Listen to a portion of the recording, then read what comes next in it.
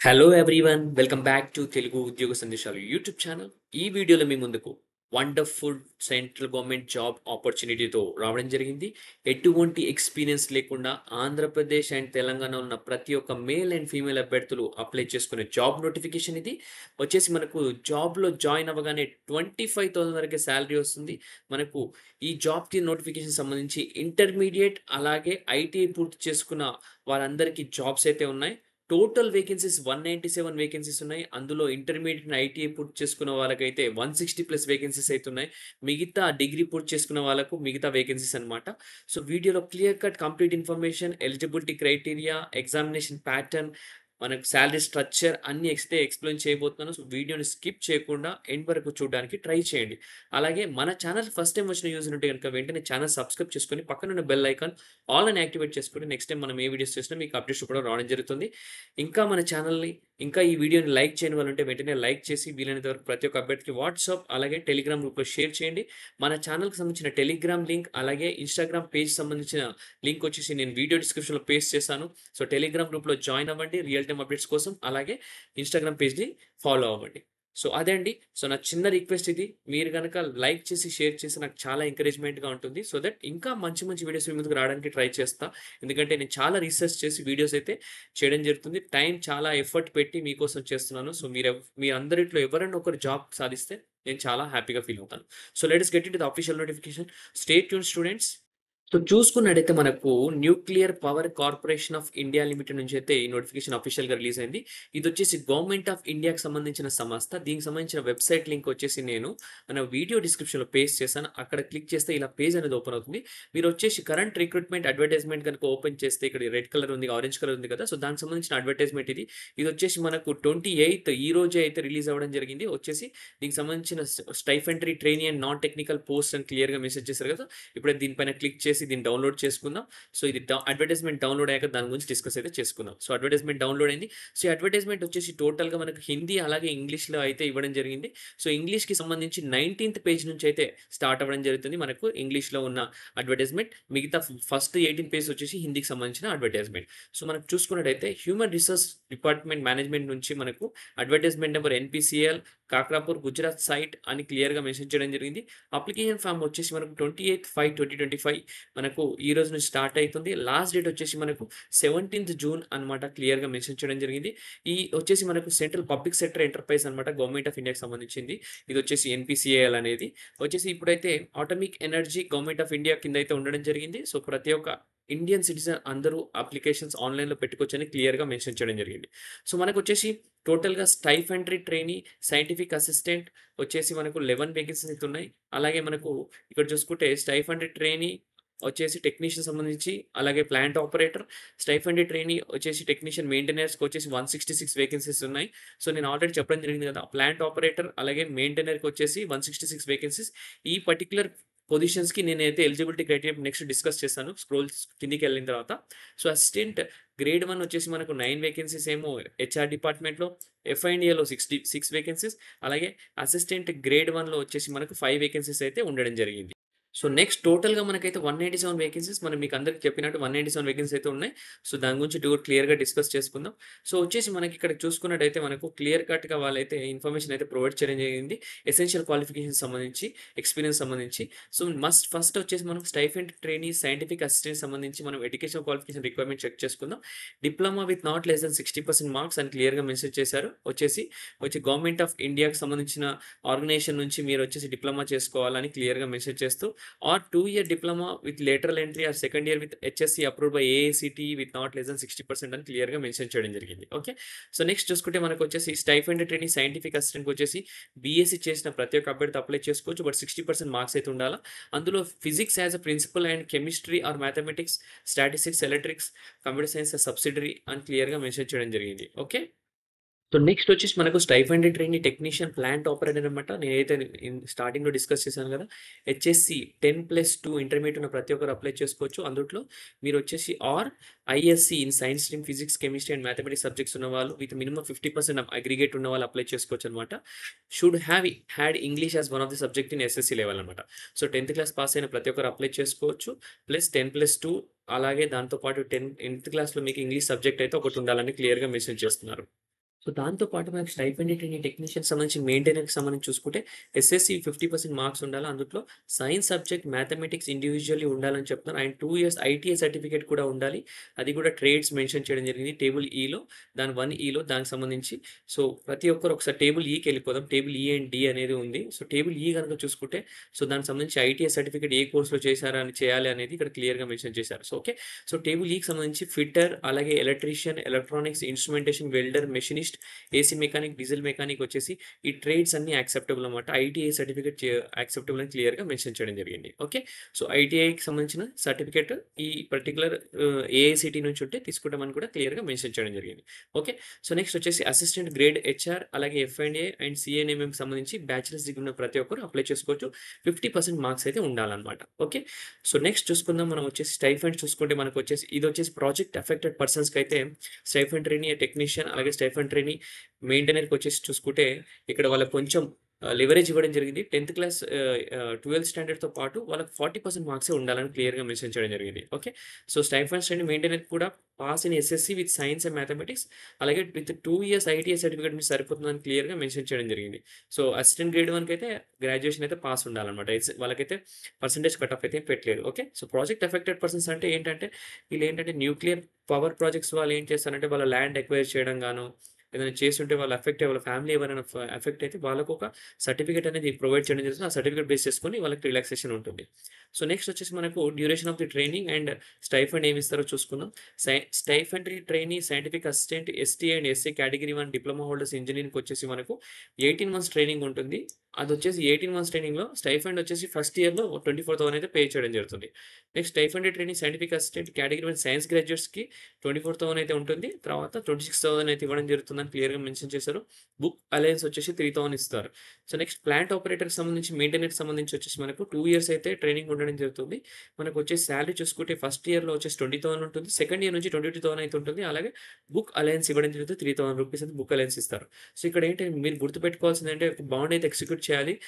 Category 1 and category 2 వాళ్ళు. ఒకవేళ ఏంటంటే కేటగిరీ 1 వాళ్ళు సెలెక్ట్ అయితే 4 years 6 months after completion of training అయితే మీరు వర్క్ చేయాలా వీళ్ళతో.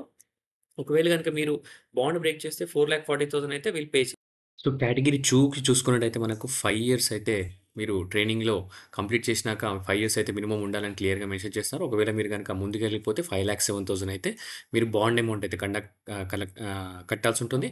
అదైతే ఎస్టీ, ఎస్సీ కేటగిరీ 1కి వచ్చేసి 4,47,000 అమౌంట్ అయితే మీరు కట్టాల్సి ఉంటుంది. ఓకే.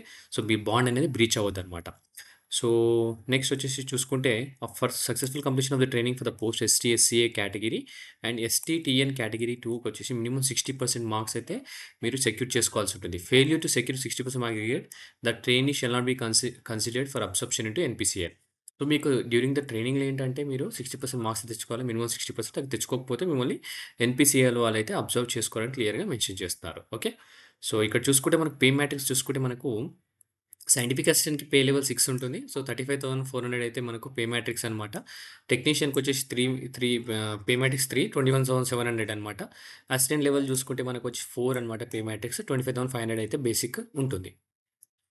అలాగే మనకు 55% of pay in the pay matrix as on 1/1/2025 అని క్లియర్‌గా మెన్షన్ చేయడం జరిగింది. సో దీంట్లో మనకు those appointed to the above post will be on probation of వచ్చేసి 1 ఇయర్ అయితే ప్రొబేషన్ ఉంటుంది. Shall be confirmed only on successful completion of the probationary period అనమాట. సో ప్రొబేషనరీ పీరియడ్ ఎక్స్టెండ్ కూడా అవ్వచ్చు. మీకు అలయన్సెస్ ఉంటాయి. అలయన్సెస్‌లో transport allowance, HRA, site allocation allowance, leave travel allowance. So benefits చూసుకుంటే leave encashment benefits, medical facility ఉండడం జరుగుతుంది. Children education assistant ఉండడం జరుగుతుంది. Reimbursement of cable TV, news paper, mobile charges, అలాగే క్యాంటీన్ సబ్సిడీ, మెంబర్‌షిప్ ఫీజ్ ఉండడం జరుగుతుంది professional ఇన్‌స్టిట్యూషన్‌కి. Incentives కూడా performance linked pay కూడా ఉండడం జరుగుతుంది. సో లోన్స్ కూడా ఉండడం జరుగుతుంది. అడ్వాన్స్ ఇంట్రెస్ట్ వచ్చేసి మీకు చాలా తక్కువగా ఉంటుంది rate of interest. Okay. So దాంతో పాటు ఎంప్లాయ్‌మెంట్ ప్రొవిడెంట్ ఫండ్ ఉంటుంది. Gratuity fund, post retirement medical care. So ఇవన్నీ కొన్ని మంచి ఫెసిలిటీస్ అయితే ఉండడం జరుగుతుంది. ఏజ్ క్రైటీరియా చూసుకుంటే మనకొచ్చేసి ఎస్టీ, ఎస్సీ కేటగిరీ 1కి వచ్చేసి 18-25 ఇయర్స్ ఉండాలి. అలాగే మనకు ఎస్టీ, ఎస్టీ కేటగిరీ 2కొచ్చేసి మనకు 18-24 ఇయర్స్ ఉండాలని క్లియర్‌గా మెన్షన్ చేశారు. అసిస్టెంట్ గ్రేడ్‌కొచ్చేసి 21-28 ఇయర్స్ అనమాట. ఇదొచ్చేసి the lower and upper age limited వచ్చేసి as on date of online application submission 17థ్ జూన్ అని క్లియర్‌గా మెన్షన్ చేయడం జరిగింది. సో నెక్స్ట్ చూసుకుంటే ఎస్సీ, ఎస్టీకి 5 ఇయర్స్ రిలాక్సేషన్, ఓబీసీకి 3 ఇయర్స్, 10 ఇయర్స్ వచ్చేసి పీడబ్ల్యూడీ క్యాండిడేట్స్‌కి, మిగతా వాళ్ళకొచ్చేసి ఎక్స్ సర్వీస్ మెన్, అలాగే షెడ్యూల్డ్ క్యాస్ట్ పీడబ్ల్యూడీకి డిఫరెంట్ ఏజ్ రిలాక్సేషన్స్ అయితే ఉన్నాయి ఇక్కడ. సో, నెక్స్ట్ వచ్చేసి ఫిజికల్ స్టాండర్డ్స్ కూడా ఉండాలి. ఎస్ఎన్ కేటగరీ 2కి మాత్రం వచ్చేసి height minimum height 160 centimetres, weight వచ్చేసి 45.5 కేజీస్ ఉండాలని క్లియర్‌గా మెన్షన్ చేయడం జరిగింది. ఓకే.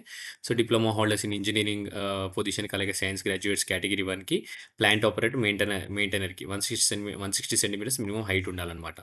సో, సెలక్షన్ ప్రొసీజర్‌లోకెళ్ళిపోతే గనక చూసుకుంటే మనకు stipendiary trainee scientific assistant ST, SA category 1 diploma holders in ఇంజినీరింగ్‌కొచ్చేసి మనకు ఆన్‌లైన్ ఎగ్జామినేషన్ ఉంటుంది. అది కూడా కంప్యూటర్ బేస్డ్ ఉంటుంది. అలాగే స్టైఫెండరీ ట్రైనీ సైంటిఫిక్ అసిస్టెంట్ వచ్చేసి కేటగరీ 1 సైన్స్ గ్రాడ్యుయేట్‌కొచ్చేసి పర్సనల్ ఇంటర్వ్యూ ఉండడం జరుగుతుంది. క్లియర్‌గా ఇక్కడ మెన్షన్ చేయడం జరిగింది. నెక్స్ట్ వచ్చేసి స్టైఫెండరీ ట్రైనీ టెక్నీషియన్‌కొచ్చేసి కేటగరీ 2కొచ్చేసి ప్లాంట్ ఆపరేటర్‌కి ఆన్‌లైన్ ఎగ్జామినేషన్ ఉంటుంది. కంప్యూటర్ బేస్డ్ టెస్ట్ స్టేజ్ 1 ఏమో ప్రిలిమినరీ టెస్ట్ ఉంటుంది. స్టేజ్ 2 వచ్చేసి అడ్వాన్స్డ్ టెస్ట్ ఉండడం జరుగుతుంది. So, next stipendiary trainee technician category 2 maintainer అలాగే అసిస్టెంట్ గ్రేడ్‌కొచ్చేసి ఆన్‌లైన్ ఎగ్జామినేషన్ ఉంటుంది. కంప్యూటర్ బేస్డ్ ప్రిలిమినరీ టెస్ట్ ఏమో స్టేజ్ 1, అడ్వాన్స్డ్ స్టేజ్ 2 దాంతో పాటు స్కిల్ టెస్ట్ అనేది ఉండడం జరుగుతుంది. సో, ప్లాంట్ ఆపరేటర్‌కి మాత్రం ఓన్లీ స్టేజ్ 1 అండ్ స్టేజ్ 2 ఉండితే ఉండడం జరుగుతుంది. స్కిల్ టెస్ట్ అయితే లేదు. So, date and exact time of the venue of the online examination వచ్చేసి మీకు ఇంటిమేట్ చేయడం జరుగుతుందని క్లియర్‌గా మెన్షన్ చేయడం జరిగింది. ఓకే. సో, ఒకవేళ గనక candidate qualify in online exam shall be short listed in the merit of 1:5 అనమాట. ఇక్కడ చూడండి 1:5 అయితే మీ ఇంటర్వ్యూకి అయితే పిలవడం జరుగుతుందని క్లియర్‌గా మెన్షన్ చేశారు. ఓకే. సో, నెక్స్ట్ చూసుకుంటే ఆన్‌లైన్ ఎగ్జామినేషన్ వచ్చేసి కేటగరీ 1 పొజిషన్స్‌కి 1 ½ అవర్స్ అయితే ఉండడం జరుగుతుంది. 50 మల్టిపుల్ చాయిస్ క్వెషన్స్ ఉండడం జరుగుతుంది. టోటల్‌గా టోటల్‌గా 100 మార్క్స్‌కి ఉండడం జరుగుతుంది. ఈచ్ క్వెషన్ 2 మార్క్స్ అనమాట. ఓకే. సో, హాఫ్ మార్క్ అయితే డిడక్ట్ చేస్తారు. ఈచ్ ఇన్‌కరెక్ట్ క్వెషన్ అని క్లియర్‌గా మెన్షన్ చేశారు. సో, ఎంత తక్కువ అటెంప్ట్ చేస్తే అంత మంచిదనమాట. సో, క్వాలిఫైయింగ్ మార్క్స్ వచ్చేసి 40% అయితే ఎస్సీ, ఎస్టీకి ఉంటుంది. అలాగే జనరల్ కేటగరీకి ఉంటుంది. ఎస్సీ, ఎస్టీకి అలాగే బీడబ్ల్యూడీ అలాగే ఓబీసీ, ఈడబ్ల్యూఎస్‌కి 30% అనమాట. సో, ఇంటర్వ్యూకి వచ్చేసి 1:5 రేషియోలో పిలవడం జరుగుతుంది. సో, పర్సనల్ ఇంటర్వ్యూ వచ్చేసి 100 మార్క్స్‌కి ఉండడం జరుగుతుంది. దీంట్లో క్వాలిఫై మార్క్స్ 40% అన్‌రిజర్వ్డ్, 30% అయితే నార్మల్ క్యాండిడేట్స్ మిగతా రిజర్వేషన్ ఉన్న క్యాండిడేట్స్‌కి. ఫైనల్ సెలక్షన్ వచ్చేసి performance candidate in online and personal interview consider చేసుకొని 50% ఆన్‌లైన్ ఎగ్జామినేషన్, 50% ఇంటర్వ్యూలో కన్సిడర్ చేసి మేము సెలెక్ట్ చేయడం జరుగుతుంది. ఓకే. సో, కేటగరీ 2కి కూడా అలానే ఉంది. బట్ ఏంటంటే short list candidates for advanced stage 2. Stage 1 will consist of 50 multiple choice questions, 4 answers, 1 hour duration ఉంటుంది. Mathematics 20 questions, science 20 questions, general awareness 10 questions అనమాట. సో, స్టేజ్ 1 టెస్ట్‌లో ఏంటంటే టోటల్ 150 మార్క్స్‌కి 3 మార్క్స్ ఈచ్ క్వెషన్ అనమాట. అలాగే marks will be avoided and 1 mark will be deducted incorrect ఆన్సర్‌కనమాట. Stage 1, stage 2 ఉంటాడని చెప్పినాం కదా మనము. స్టేజ్ 1 వచ్చేసి మనకు 150 మార్క్స్ ఉంటుంది. సో, ఈచ్ క్వెషన్ 3 మార్క్స్ ఉండడం జరుగుతుంది. వచ్చేసి 1 మార్క్ అయితే నెగెటివ్ మార్క్ అయితే ఉండడం జరుగుతుంది. సో, క్వాలిఫైయింగ్ స్టాండర్డ్స్ వచ్చేసి స్టేజ్ 1కి వచ్చేసి మనకు 40% అన్‌రిజర్వ్డ్ కేటగరీ, 30% వచ్చేసి SC, ST, OBC, EWSC, PWD అనమాట. So, candidates securing less marks then the qualifying standards definable with the screen out అనమాట. ఓకే. సో, అడ్వాన్స్డ్ స్టేజ్ 2 చూసుకుంటే మనకు stage 1 undertaking the advanced stage test. The stage 2 will comprise of 50 multiple choice questions. 2 hours duration అయితే ఉంటుంది. Syllabus for the stage 2 test will be based on the respective essential qualification. The level of questions for the ST-TN plant operator will be based on the syllabus in HSC or ISC that are for the post STN మెయింటైనర్‌కి వచ్చేసి with the same in the ITI grade అనమాట. So, మీ high school స్టాండర్డ్‌లో అలాగే ఐటీఐలో మీ syllabus ఏముందో దాన్ని base చేసుకొని మీకు advance stage 2కి సంబంధించిన exam అయితే ఉంటుంది ప్యాటర్న్.